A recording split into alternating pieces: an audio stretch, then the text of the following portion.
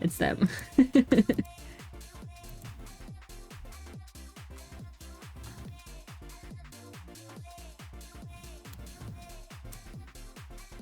Okay. So, as it goes.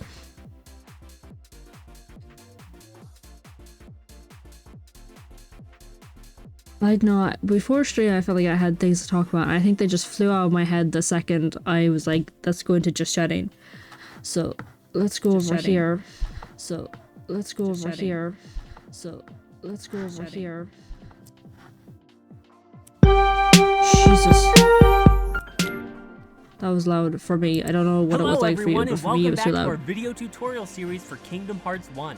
In this video, we cover the fight against the Phantom at the Clock Tower in Neverland.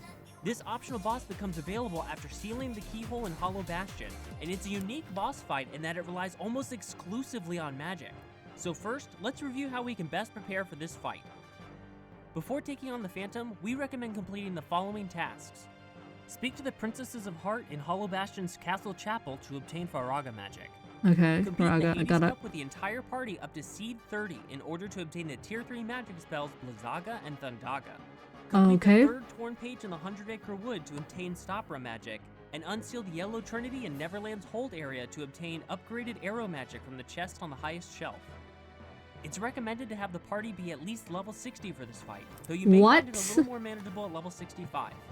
You must have Peter Pan in your party for this fight, and we'll keep Whoa, Goofy in the party. hang on. At least 60? My dudes are only just at 50. Oh my god. And when I did like a little, what's the word? A little, like sneak peek, not a sneak peek, like a little skim of like some walkthroughs for like the ending of the game. And the end of the game, they were saying like, you have to be at least 50.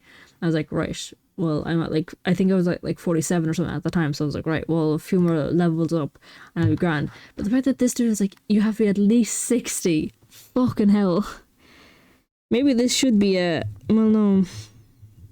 Like, maybe this should be a, like, after I end the game thing, but then like, I want those more powerful spells, but I can get them from the Hades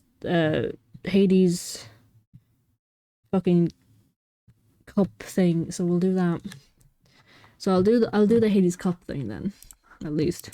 For his MP support abilities. Equip a keychain that boosts your MP and magic power, like Oathkeeper, Lady Luck, or Diamond Dust. Diamond Dust? Where did you get Diamond Dust? Dust keychain is your best option. Whoa, Diamond Dust gives you 4. Oh no. Diamond just added 2 on for you. You were already at 12. Okay. As it bestows the greatest boost to your MP and magic power. You can obtain it by defeating the Ice Titan in the gold match at Olympus Coliseum. We've placed In the gold match in the Olympus Coliseum. Okay. a link in the video description so definitely do the Olympus Coliseum then. You can check out our tutorial video for that fight. Equip accessories to Sora and Goofy that increase MP and magic power, like the armlet accessories, the Shiva belt, and Ray of Light. Click the links in the video description to learn how to obtain these. This boss battle takes place in flight, so the only critical abilities to equip to Sora are MP Haste, MP Rage, Second Chance, and Leaf Bracer. Be sure to equip Goofy's MP Gift ability. He can use it to expend 2 of his MP and restore 3 MP for another party member. If available, equip Second Chance, MP Haste, and MP Rage to Goofy as well.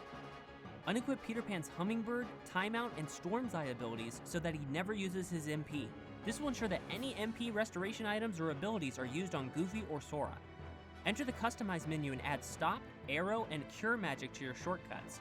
Or you can set your shortcuts to Fire, Blizzard, and Thunder magic if you're having trouble navigating the command menu during battle. You can also customize Goofy and Peter's battle styles so that they prioritize using defensive abilities and only use items when MP is low. And finally, equip as many Ethers, Mega Ethers, or Elixirs as you can to each party member.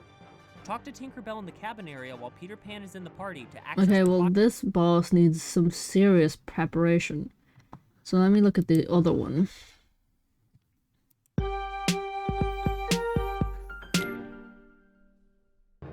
Hello everyone, and welcome back to our video tutorial series for Kingdom Hearts 1. In this video, we cover the fight against Kurt Zisa in the Desert of Agrabah. This optional boss becomes available after sealing the Keyhole in Hollow Bastion, and it's a tough fight that tests your evasive abilities and magic. So first, let's review how we can best prepare for this fight. Before taking on Kurt Zisa, we recommend completing the Hades Cup with the entire party to obtain the Tier 3 magic spells Blizzaga, Thundaga, and Graviga. Obtain upgraded arrow magic by returning all 99 puppies to the Dalmatian Plantation in Traverse Town, and unseal the Yellow Trinity in Neverland's hold area to open the chest on the highest shelf and obtain another arrow upgrade. We've placed links in the video description to our tutorials for each of these side quests. It's recommended to have the party be at least level 60 for this fight. At least level 60. So the option, so it's literally go do the Hades Cup first and like complete that, and then after that it should either be this powerful, and if I'm not, then just these bosses, from what I can understand, are bosses I can come back to later, from what I understand. Oh god. Manageable at level 65 or 70. We've added Aladdin to our party in place of Donald so we can use his high attack power to deal more damage. Ooh, and we'll keep Goofy in the party for his MP support abilities. There are several keychains that work well for this fight. Divine Rose has excellent attack power, but lacks in reach, which makes it tougher to land hits. The Oblivion keychain has great reach and attack power, but you have to sacrifice 1 MP. Because this fight requires both physical attacks and magic, we've decided to equip Oathkeeper. It has decent reach and attack power, can deal a string of critical hits, and it increases MP and magic power. We placed a link in the video description to our guide on how to obtain these keychains. Equip accessories to the party that increase MP and defense, like the Bengal accessories. You can obtain these through item synthesis in the Moogle's Workshop in Traverse Town. If additional slots are available, you should also equip accessories that boost strength or MP, like Omega Arts and Ray of Light. Be sure to equip Guard, Dodge Roll, MP Haste, MP Rage, Second Chance, and Leaf Bracer to Sora if you have them. Other abilities that are great to have equipped to Sora for this fight are Critical Plus, Aerial Sweep, Hurricane Blast, Combo Master, Cheer, Lucky Strike, and Treasure Magnet. Be sure to equip Goofy's MP gift ability. He can use it to expend 2 of his MP and restore 3 MP for another party member. If available, equip Second Chance, MP Haste, and MP Rage to Goofy as well. Unequip Aladdin's Jackpot ability and use those ability points to equip Critical Plus instead. Enter the Customize menu and add Arrow and Cure Magic to your shortcuts. Your remaining shortcut can be interchanged with Thunder, Gravity, or another offensive magic spell that you prefer, and we'll explain why later in the video. You can also customize Goofy and Aladdin's battle styles so that they prioritize using offensive or defensive abilities and only use items in emergencies. And finally, equip High Potions, Elixirs, and Mega Elixirs to Sora and the other party members. Talk to the Magic Carpet in Aladdin's house to access the desert and encounter Kurt Zisa. When the fight begins, Kurt Zisa will cast a silence spell on the entire party that prohibits any use of magic or summons. In order to restore access to your magic abilities, you'll need to destroy the glowing orbs in both of Kurt Zisa's lower hands. It's worth mentioning now that there are about 5 seconds at the very start of the fight where magic is still available, and it's a great opportunity to cast arrow magic on Sora and summon Tinkerbell. Tinkerbell will periodically heal the entire party and give Sora a one-time save from KO. Lock onto one of the glowing orbs. That's an excellent point, actually. I didn't think of that. Combos between Kurt Zisa's attacks. Equipping the Combo Master ability can make it easier to continue attacking towards the orbs, even if you don't reach them with your first swing. It can be tough to land hits without taking damage yourself, so let's walk through each of Kurt Zisa's attacks and how to avoid them. The first is a stationary attack where Kurt Zisa spins its blades all around it. Anytime you see Kurt Zisa start this attack, dodge roll away and wait it out. You'll want to keep your distance until it stops spinning its blades, then close in and deal an air combo or 2 on one of the orbs. When there's enough distance between Sora and Kurt Zisa, it'll sometimes rush forward with its blades in front. You can dodge roll away to avoid damage, and then dodge roll toward it to reach the glowing orbs. You can also use the guard ability and deflect the attack, which puts you in great position to strike the orbs immediately afterwards. Whenever Kurt Zisa jumps backwards, it's likely going to rush, so be ready to guard or dodge roll. Kurt Zisa will periodically leap across the dunes and spin around to face you. Party members can take damage if they're under Kurt Zisa when it lands, but most of the time, it'll be leaping away from you rather than toward you. It'll often follow up with its rush attack after it leaps, but sometimes it'll just walk toward the party. You can close in to deal air combos to the glowing orbs as it approaches. If you need to heal up during this first phase, you'll need to rely on your items. We recommend stocking a few high potions, some mega potions, and at least one mega elixir for Sora to use in a pinch. HP orbs will always drop when you destroy one of the glowing orbs, and equipping the treasure magnet ability can help you pick them up from farther away. On rare occasions, a destroyed orb can drop a restorative item, which can come in handy later in the fight after having used some of your own stock. You can increase your chances for these dropped items by equipping the Lucky Strike ability to all party members. When both orbs have been destroyed, Kurtzisa will stagger to the ground, leaving its main health bar open to damage. Lock onto the snakehead and send your party to attack using the triangle or Y button, then strike relentlessly with complete air combos. Your magic should be available now, so cast your upgraded arrow magic on Sora to deal even more damage. Your only threat during this phase is the snakehead's bite attack, but you can deflect the attack for technique points by using guard at the right time or having your Aroga magic make contact. After a while, Kurtzisa will recover and enter phase 2, where it'll put up a reflect barrier and start floating around at various speeds. In order to stagger it again, you'll need to cast magic on the barrier until its HP is depleted. You can use any offensive spell to damage it, but some spells work better than others. Fire magic has decent range and can be cast quickly, but deals minimal damage to the barrier. Blizzard is only effective at closer range, but deals decent damage to the barrier for a limited amount of MP. I prefer to use Blizzard magic when MP is running low. Thunder magic can be cast from a decent distance and deals good damage to the barrier, but it costs a whole MP unit. Gravity magic can really cut down the barrier's HP, but it's slow to cast, making it tough to land when Kurtzisa is moving around. Try to time your gravity spell while Kurtzisa is preparing its attacks. These are the moments when it's moving slowly or not at all. Be sure to assign your preferred spell to your shortcuts menu for quicker casting. When you're using magic in this phase, try performing a short jump before you cast. The spell casting animations are shorter while you're in mid-air, allowing you to cast spells more quickly. After a bit of practice, you can cast a string of spells while you're close to Kurtzisa. You can also use summons to deal damage to the barrier. Dumbo's splash ability deals consistent damage at close range, and you're invincible while the summon is active.